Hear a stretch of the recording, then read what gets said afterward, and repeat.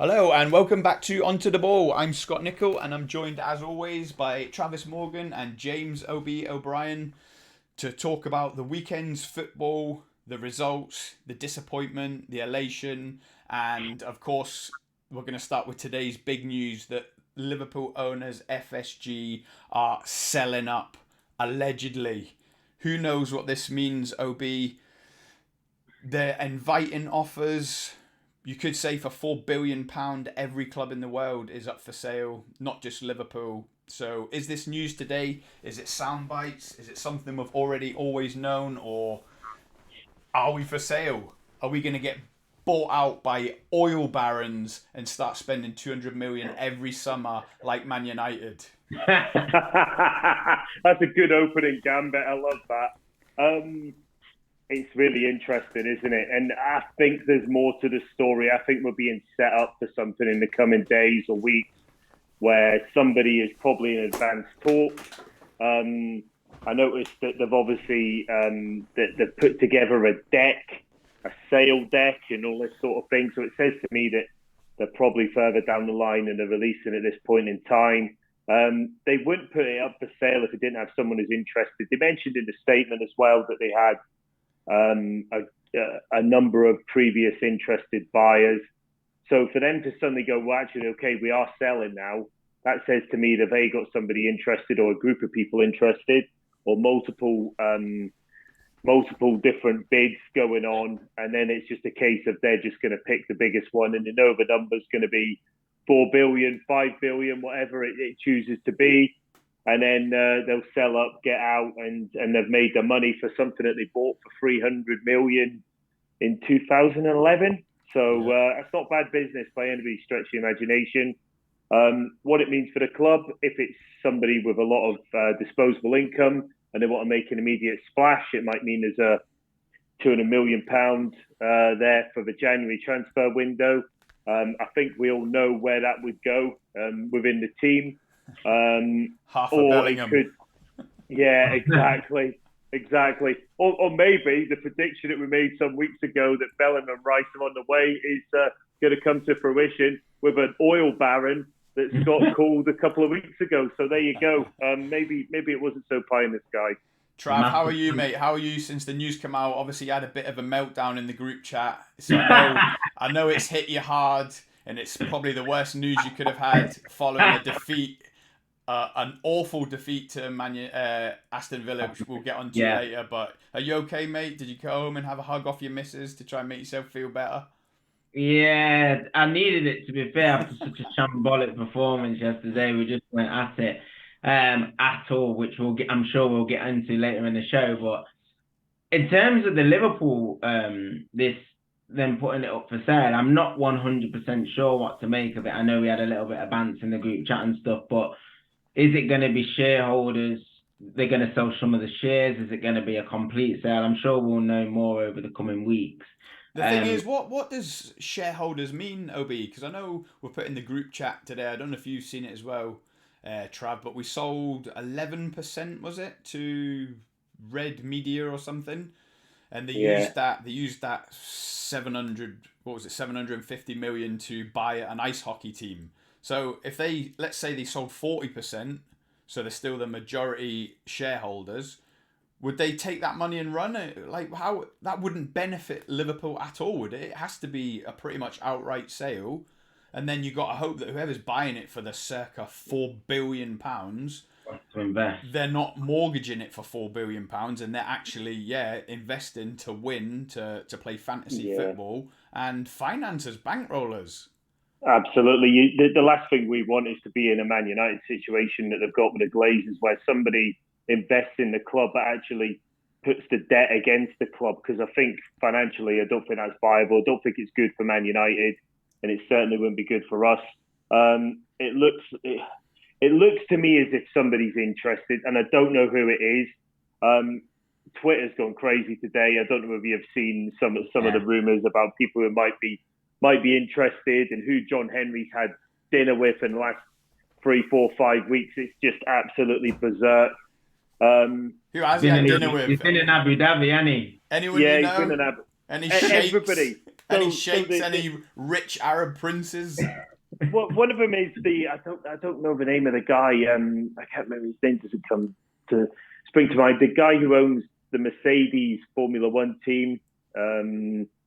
And there's a few other people, and they're all billionaires. And it's basically, he had dinner with him the other week, and you don't want to get into that speculation. I think they know that type of speculation will go about. That's why it leads me to think the timing of today's announcement is definitely a point of there's something happening. We're going to go somewhere. We're going to do something with this, and it's probably going to move quite quickly. And it's just a case of making sure it's in the public eye so that Liverpool fans don't go mad and go, you've sold the club and you haven't spoke to us first.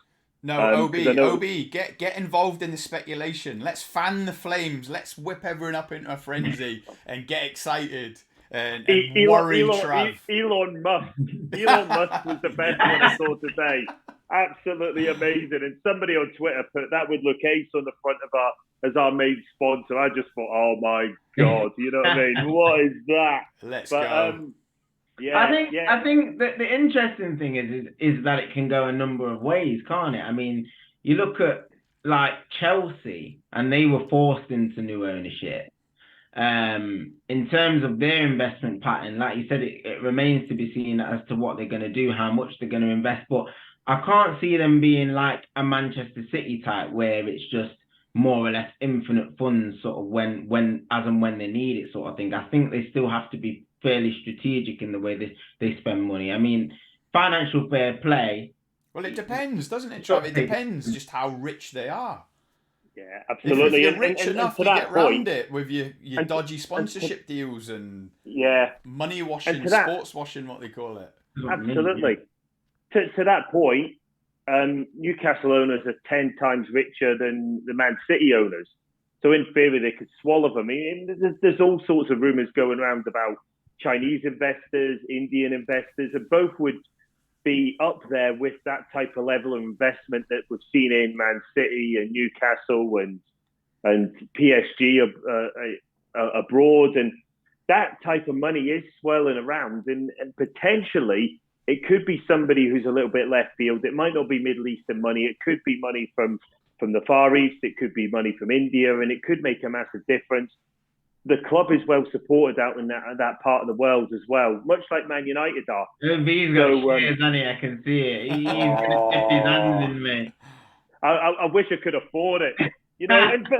But to that point, maybe FSG are looking at it going, maybe the club have outgrown them. You know what I mean? And they're going to themselves, we can't financially compete, stay in the top four. Well, they have, like you say, they have because of the Red Sox. And now this, what is it, the ice hockey, Philadelphia something? Yeah, don't care.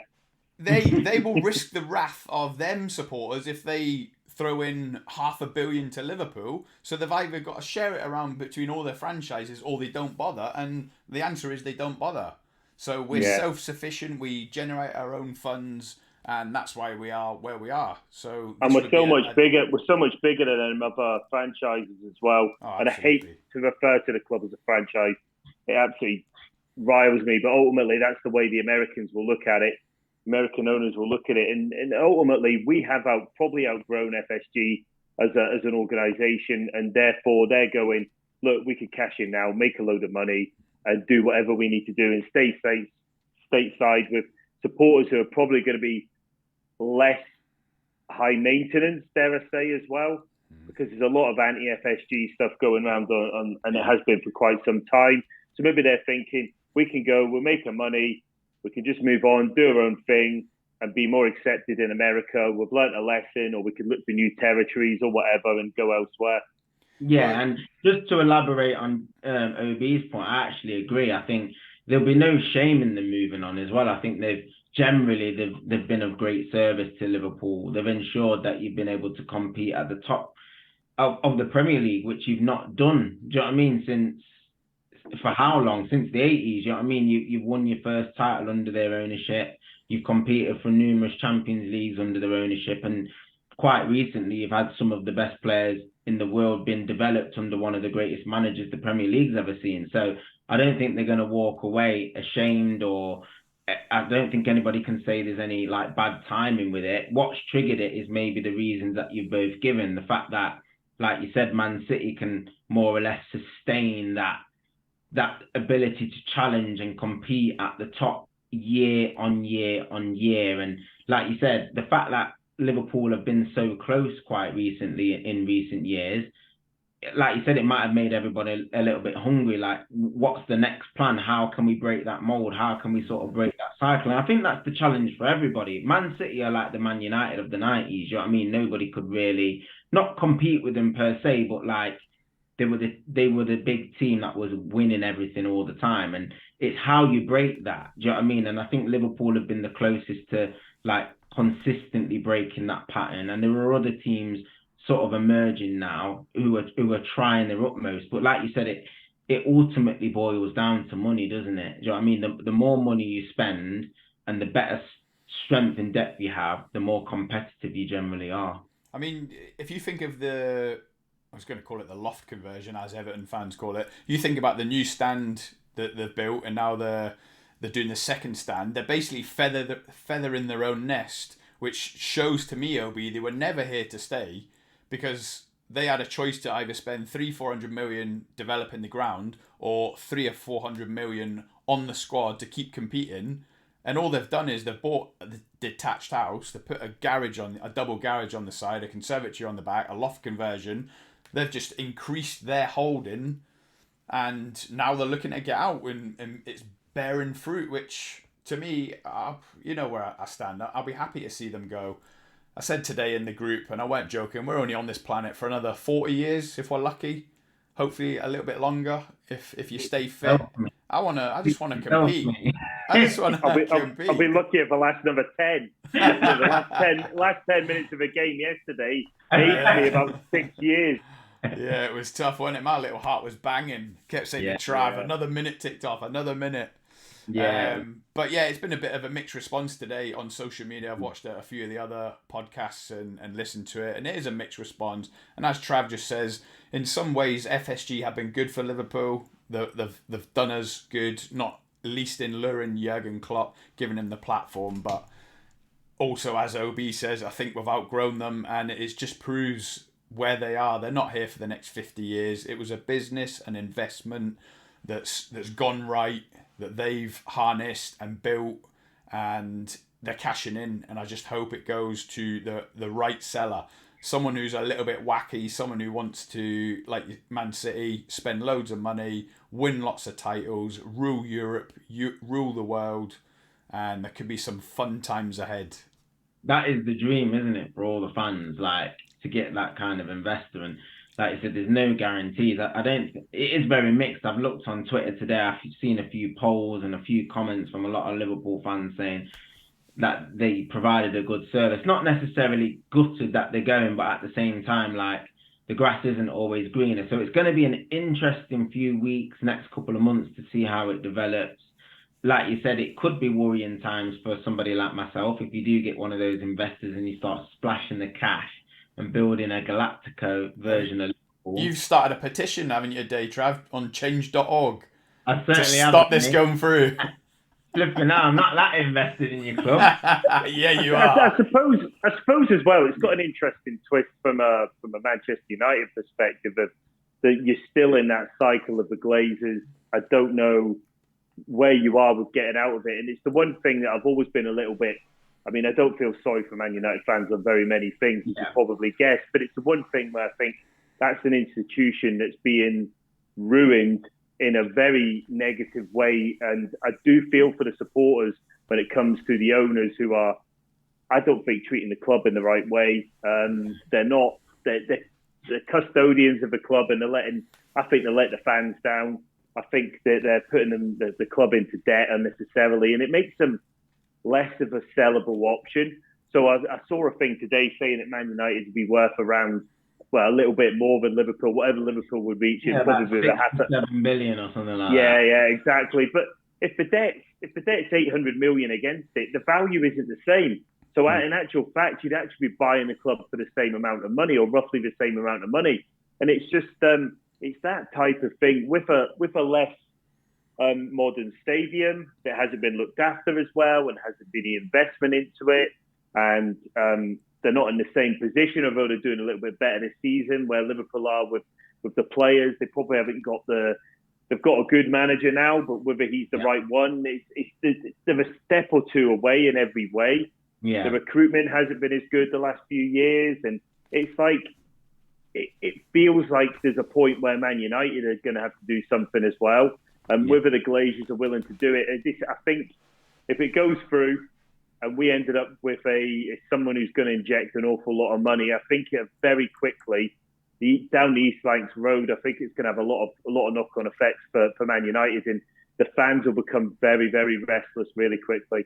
Oh, it's already annoyed a few United fans today, just like saying, oh, look, Liverpool are acting, we've still got the same owners. You can see there's been a really negative reaction amongst sections of the fan base. So, yeah, I can totally echo what you're saying. It could be quite damaging if your sale goes the way you want it to go in terms of an investor. And it'll put you in a really powerful position, especially if Klopp stays and he's part of the plan and this is all calculated and premeditated. If he's part of that, so to speak, rebuild again, where you go and spend a couple of $100 million over a couple of seasons and Klopp builds another powerful squad, then it's going to put you in a really strong position again, without a doubt. Okay. Say more things like that. I'm loving this.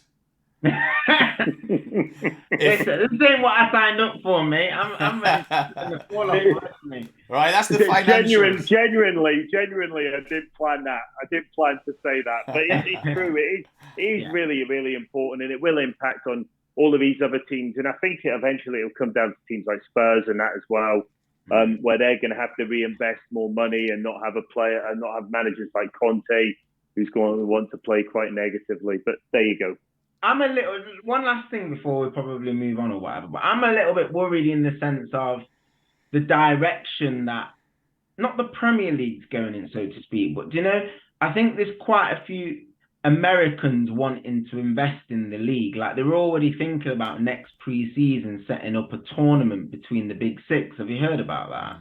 Yeah. So it's just the way that it's going is just all this American investment and just trying to make it so much more box office than it already is. You know what I mean? With the TV rights and the amount of money that the Premier League makes in itself, I'm just worried about the direction in terms of the divide from those other clubs. I mean, if Newcastle, let's be honest, if Newcastle didn't get an investor, they wouldn't be able to compete with the likes of Tottenham, Liverpool, United, Chelsea, and I would think the divide between the big six and the rest of the league would get even bigger if other investors didn't invest in clubs like Newcastle and stuff. So we'll just have to see how it pans out. But I'm quite worried from a financial sense in terms of football in this country. What does make me laugh is Man United fans never used to moan about the financials in the 90s when they were spending big and they were on top. So, it's good to hear. Yeah, they'd just be like, it's not my money, I don't care. All of a sudden, Fergie leaves and it's Glazers out. Yeah. No, you got a point. Yeah. You got a point. Right, that's enough for the financial section of the show. On to the ball. OB. Yesterday, Liverpool. We looked vintage. Wow. What a first half. It was an adrenaline shot. And obviously, it's frustrating that we can't play every minute of every game like that. You just don't know what Liverpool you're going to get. But that first half was pretty special. It sounds silly saying vintage Salah when he's only 30, but that was literally like the Salah of 17-18 when he scored a couple against Roma past Alisson in the Champions League quarter-final, was it? Or semi-final? Yeah. Just dinking it over the keeper, deft finish. Long may it continue. Trav, our season started yesterday.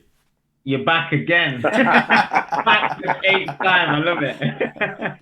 The thing was with Salah yesterday, he was cold, wasn't he? He was just ice cold and everything he did. The finish for the second goal was just astonishing. To take it at that pace, and I think they talked about it on the punditry afterwards. I think it was Souness kept on going, look at what he does and the pace he's taking the ball at, and every touch is perfect. He made a very good keeper look stupid as well when he lobbed him, because he went out like that and he just dinked it over him like it was nothing. Really, really good. I was happy for Nunez to get a good assist. I thought it was a really strong assist that made the finish for the first goal look easy. Him and Salah seem we to be building up this bromance.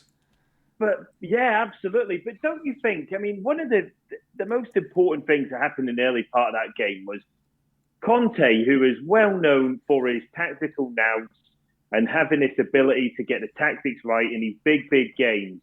He got it absolutely shockingly wrong, putting Emerson Royale down that side and leaving him 2-on-1 with Andy Robertson, who was fantastic and marvellous and causing all sorts of problems, and Darwin Núñez, who has got pace to absolute burn. And they just never recovered. And as good as Tottenham were in the second half, Liverpool were just, that was like red rag to a bull. It was so easy for us at points. Trent was hitting brilliant crossfield balls. We'll talk about his defensive lapses later. But his crossfield balls were fantastic. We were just getting into space. It's like we knew what they were going to do and we just executed it perfectly. And it was really, really good to see. And what was really good to see was it was two sides to Liverpool as well. There was the first half where we dominated. We were all over them. We made the right decisions on the pitch all the way through. And when Tottenham came out as hard in the second half and they got an early goal and you're all going, oh, here we go. The really important thing was off the ball, I thought we worked hard, with possibly one exception, and that was Trent, who seemed positionally all over the place again yesterday. Yeah. I really thought that defensively off the ball, Konate was just immense. Yeah. And there was a Tottenham fans speaking to me at work today, and he was going, what a player he is. He goes, for me, he's going to be better than Van Dijk. I really believe that. And it was just like, it was one of them breakout performances for the guy.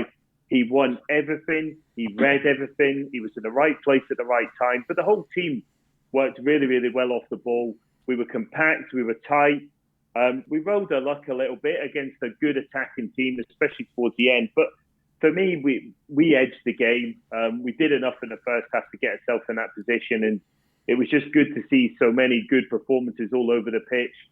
And there's so much more to come, isn't there? There's so much more to come for this team. If we put together a 90-minute performance against anybody, we're gonna do well and we're gonna win that football game. I hope so. Me and Trav kept saying on the live stream yesterday, the watch along, Konate is just a man mountain. He's a beast. Like you say, he didn't put a foot wrong. Van Dijk even looked more composed with him next to him, which it's normally the other way round. Defenders look better next to Van Dijk, but it was the opposite. Yeah. If anything, Van Dijk looked more settled.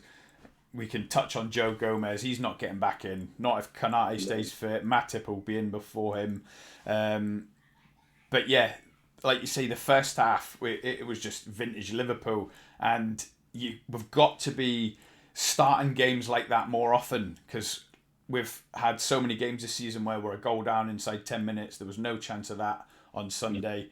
And the thing that impressed me most, I kept mentioning in the live stream to Trav, was I kept saying we've got to manage this game out the last 20 minutes like Arsenal did against Chelsea. Just total control. Yeah. It wasn't total control like Arsenal had, but we done enough. We got over the line. Maybe a month ago or before the Man City win, we'd have drew that 2 each or maybe even lost it 3-2. I think the game should have been out of sight, really. To be honest, I think you were 2-0 up and you should have probably made it 3 before they even scored, I think. I think, like you said, you were in total control. Spurs reminded me, I said it before, in terms of how they were going to set up in the preview. And I think it's always a dangerous game at home, sort of sitting in, allowing good opposition to dictate the play against you and hoping that you nick it and you want to shut up shop. And I think that's what Tottenham sort of did in terms of the way they approached the game. They just they just gave Liverpool too much respect. Just let you dictate the play, dictate the tempo. And we said in the preview, in the pre-match, that Klopp needed to just go back to type, going back to the 4-3-3 with Fabinho in there and 2 midfielders. Thiago was just controlling the tempo of the game. I think Tottenham just struggled to get close enough to you when they needed to. Like you said, with the first goal, Salah just had acres of room, really. It's a great ball from Núñez, but to have that much room in the box, don't get me wrong, I'm not taking anything away from the finish. The finish was fantastic. Just a little snapshot in the corner. Lloris, no chance. But the room he got was quite alarming. And then the second goal came from a dire mistake. Again, an unbelievable finish from Salah. But you can't build on a game if your team are just making mistakes. And we've been saying this, Tottenham have been poor in some games and have been getting away with it. The Newcastle game they lost at home just before the Liverpool game as well. So they've got their own issues. I know they came back against Marseille, but they haven't been playing well for quite some time. And I watched a couple of Tottenham like fan cams and stuff, and they've been quite disappointed with the way that they've been approaching games and stuff. But no, without a doubt, Liverpool took full advantage of that and were full value for the 3 points. I thought they deserved it. Like you said, they had to dig in at times, but you'd expect that away from home against the big six team. Do you know what I mean? You're not ever going to go all the way through 90 minutes without having to concede some chances or having some defending to do. I thought Alisson flapped at a few things. It looked a little bit nervous at times, just not really as decisive as he normally is in the way that he deals with things. But like you said, that Konate and Van Dijk partnership, if they can build that up over the next few games after the World Cup and really start to consolidate that, and Fabinho gets back to form, I think them three are going to be key for you. If you're going to get back into the top four, them three staying fit and playing well will give you that defensive solidarity going forward, because I think you've got the rest of the components there. Yeah, absolutely. Just a quick point. Just a quick point on the midfield. He seems to be persisting with Harvey Elliott as well.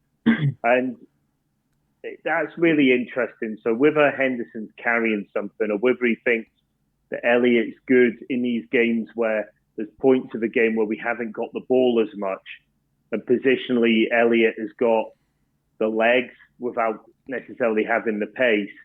But Elliott does seem to be really, really strong when we haven't got the ball. And positionally, he's in very good spaces. And he makes it very difficult for teams to break us down. Mm-hmm. And it's really interesting that Klopp's kind of identified that in a young player and gone, I'm going to keep you in. Because although he's been flicking about with a few of the other players, Elliott is always in the team. Yeah. He's first choice now, isn't he? Ahead of Henderson. He is, yeah. And it's really interesting. And because he does lack a little bit of pace, but he seems to be quite calm on the ball in tight spaces when he's got the ball. When off the ball, defensively, he seems to take up really good positions, which Klopp seems to like, and he seems to be favouring him at the moment, which is just an interesting one to keep an eye on. Yeah, I was just about to say, like, it was a perfect time to play Spurs with the injury problems. Son was out, Kulusevski, Richarlison still out. But like Trav said, of course, when you're away to the big six, they're going to get chances. They did get chances. We held firm, got the 3 points in the end. But yeah, Spurs, they've not been playing well at all, have they? They went 2-0 down to Bournemouth as well, was it? I know they won it 3-2. Marseille, they were behind, as you said. And yeah, I'm just glad to get another tough away day chalked off, get the 3 points, get our first away game, away win of the season was nice. And it's on to Southampton now, so hopefully get another 3. They're managerless now after today's news. And then it could be sitting pretty heading into the much maligned World Cup and this pre-season break for the big reset. I think it was a big 3 points for Liverpool as well, especially with United getting beat, Chelsea getting beat in the same day. I think he made up some valuable ground on the top 4 race, definitely. I think it was an important, a big morale boosting win as well, because Klopp will watch the videos, he'll look back at it, and he'll be pleased with the performance overall. I don't think there was ever a time where Tottenham had the chances in the end, but like you said, I don't think you really looked like you were going to lose the game at any point, and I think that's testament to the way that you performed. You really turned up on the day, started well, which was the key, and you built on that, and it was a good 3 points for Liverpool. On we go. Everyone feels great. Good day at work, OB? All happy? Yeah, it's really busy at the moment, but yeah, it was good for a Monday. It makes a huge difference to your mood, doesn't it, when your team wins? It does, yeah, absolutely. It's easier to have them conversations, you know what I mean? Yeah. Where people go, how was your weekend? Yeah, it's all right. And you know that they support a team that have lost the game and you've won it. And you don't want to be the first person to go, so let's talk about football. Yeah. You just smile at them and they go on, you know. And stark contrast for me, mate. So you've had a crap day at work, Trav, a crap night's sleep, down in the dumps, can't wait to get home on a Monday, and then the news drops that Liverpool are getting bought out by a rich sheikh. Yeah, exactly. Compounded it, mate. I mentioned it on the stream yesterday when you read out the Man United team. Ronaldo captain. After he stormed down the tunnel before the end of the game a couple of weeks ago, making him captain, was that a mistake by Haag? Did that I think contribute so. anything to do with the result? Yeah, I think it's a mistake when you look at it in hindsight like that. Because I don't think Ronaldo's set the best examples from pre-season through to now, to be fair. The thing is, he sort of lives off the respect that he's got from certain sections of the fan base, and a lot of the younger players at the club will still look up to him due to his achievements in football only on a general basis. But in terms of his second spell at United, I know he scored goals last year. It's not really gone according to plan. And when I say plan, I mean from a club perspective. We haven't really built on last year with him being a focal point of the team. We've got a new manager. Ollie didn't. I think Ollie played Ronaldo, but I don't think he was part of his plans. He always loved Cavani before we purchased Ronaldo. Cavani was his player.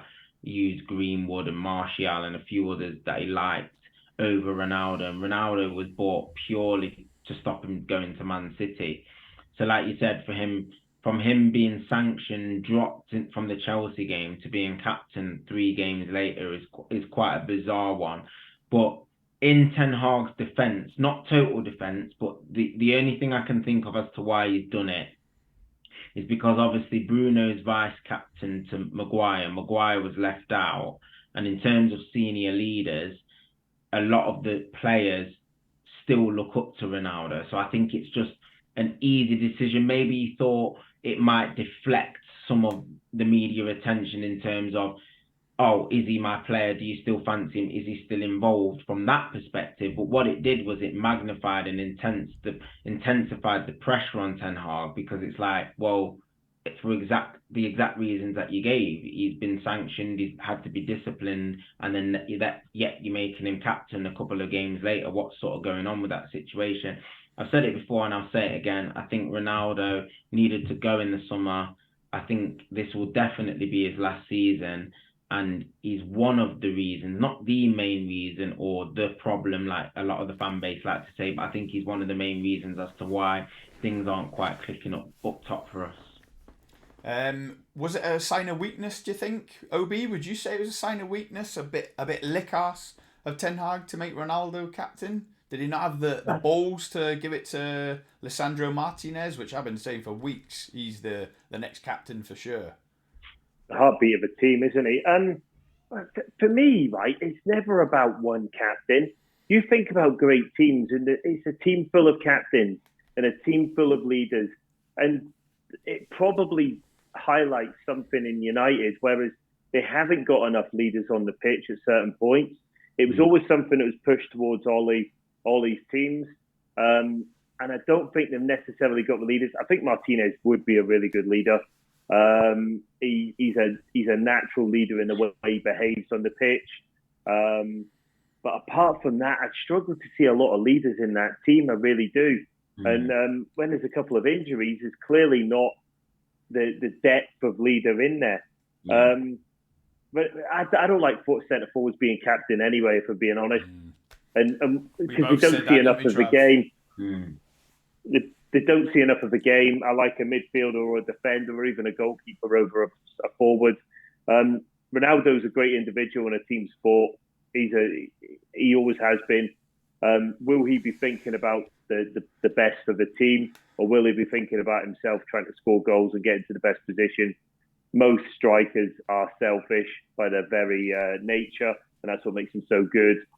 I think 100%. I think it should have gone someone at the back, and Martinez would have been the right one. Yeah, it's this a different subject, but I always think that about Kane being the England captain.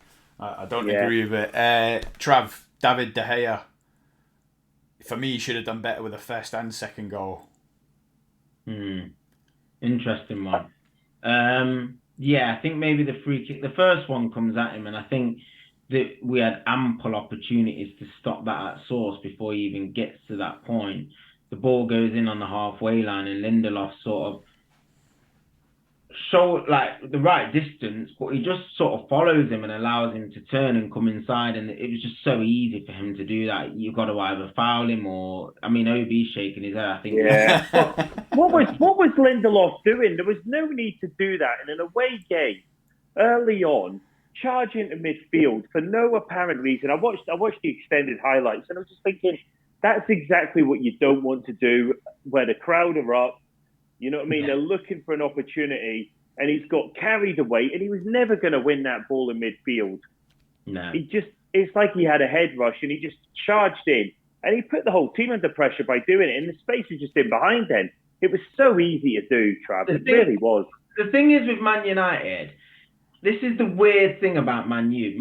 Where Man U fail is like individually, physically, attribute wise, we struggle a lot. So the example I'm trying to give, when Varane's out, we literally can't win a foot race against most strikers in the league. Like, for example, Ollie Watkins and flipping Leon Bailey, we made them look like R9 and Romario from the Brazilian World Cup team. Like, it literally, all we did was pushed it past Lindelof or pushed it past Martinez, and we just couldn't keep up with them.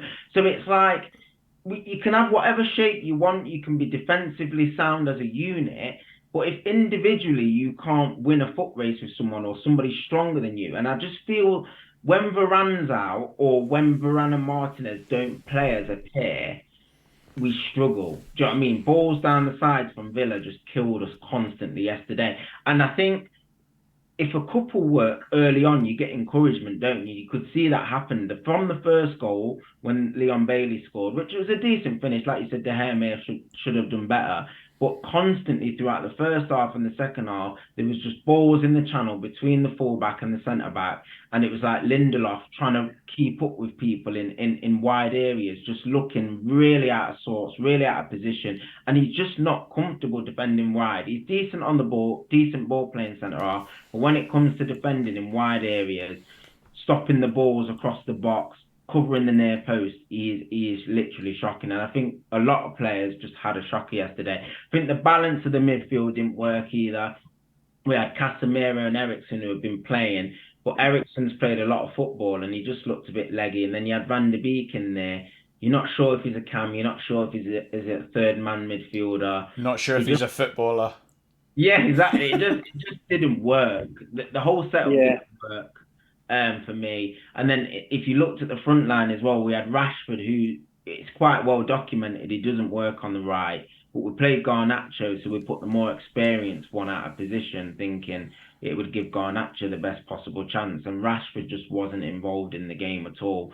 So really, you've got Ronaldo who's static, Rashford not involved in the game, Van de Beek non-existent. Then you've got a centre-half who can't run.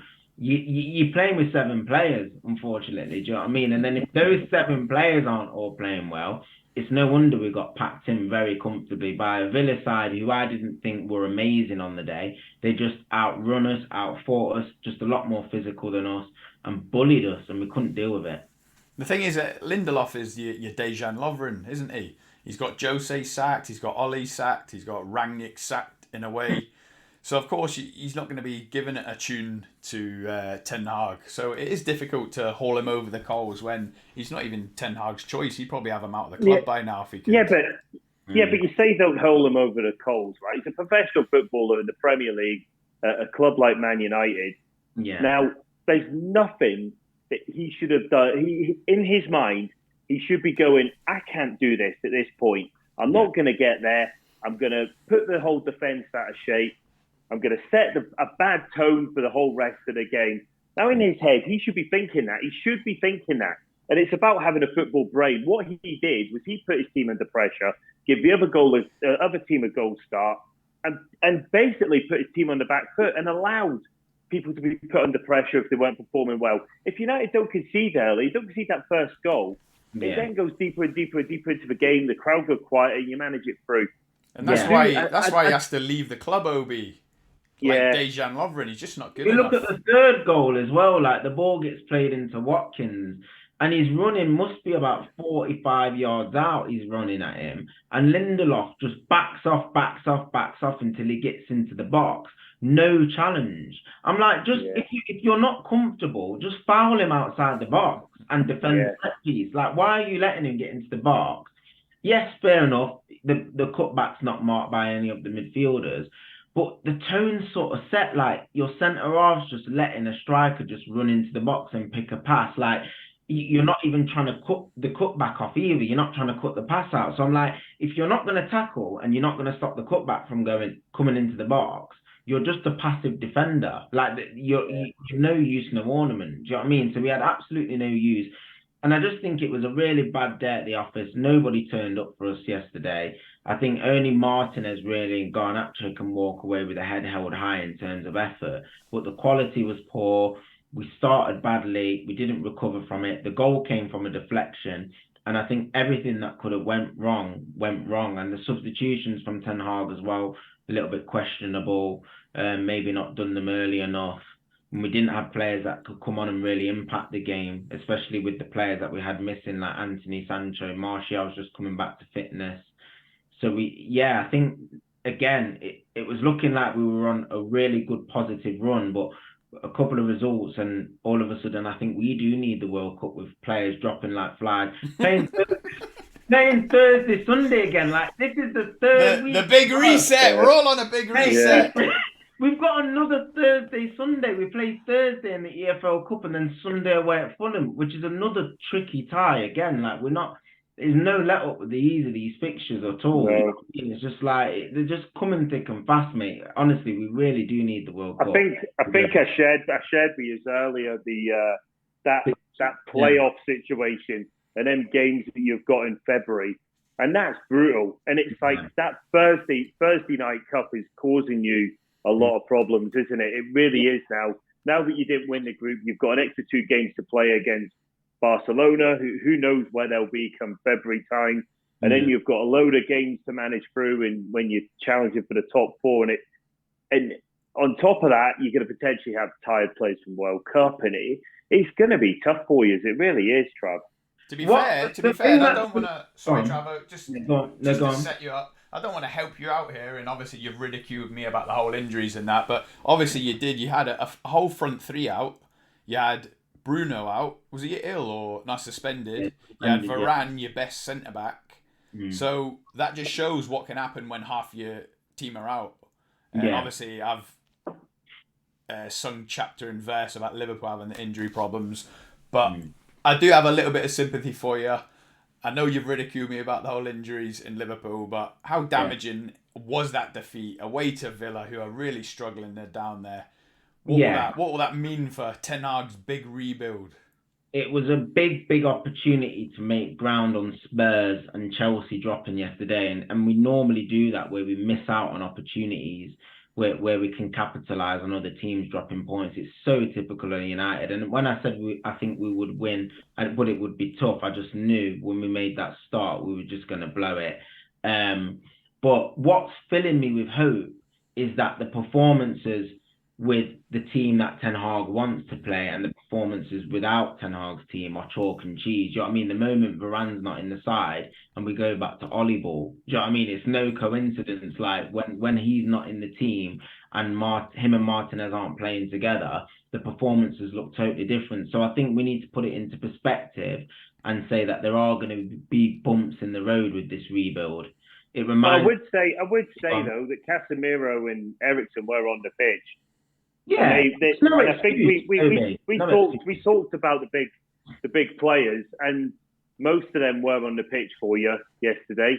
But OB, they're both in their 30s. No, this isn't me deflecting. There was absolutely no excuse for us to put the level of performance in.